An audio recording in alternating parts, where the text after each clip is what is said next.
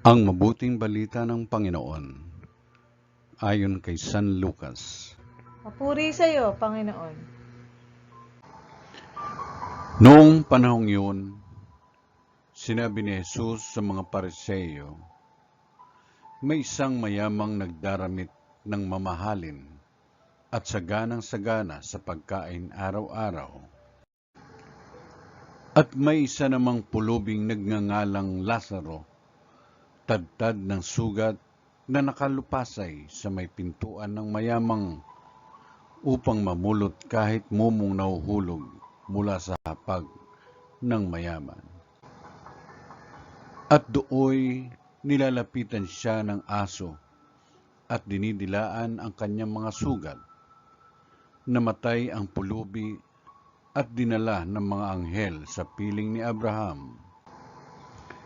Namatay ang mayaman at inilibing sa gitna ng kanyang pagdurusa sa Hades. Tumingala ang mayaman at kanyang natanaw sa malayo si Abraham, kapiling si Lazaro. At sumigaw siya, Amang Abraham, mahabag po kayo sa akin. Utusan ninyo si Lazaro na isawsaw sa tubig ang dulo ng kanyang daliri at palamigin ang aking dila, sapagkat naghihirap ako sa apoy na ito. Ngunit sinabi sa kanya ni Abraham, Anak, alalahanin mong nagpasasaka sa buhay sa ibabaw ng lupa, at si Lazaro'y nagtiis ng kahirapan. Ngunit ngayoy inaaliw siya rito, samantalang ikaw na may nagdurusa.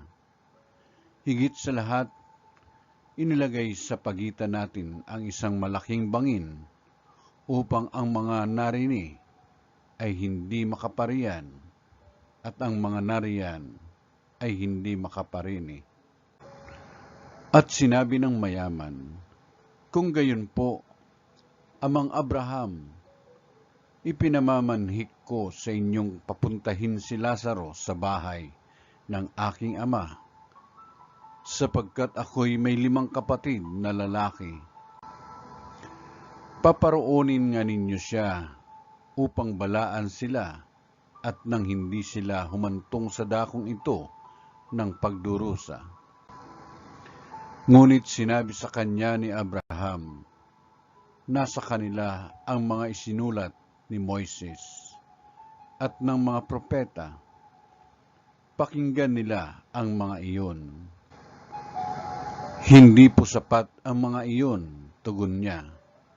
Ngunit kung pumunta sa kanila ang isang patay na muling nabuhay, tatalikdan nila ang kanilang mga kasalanan.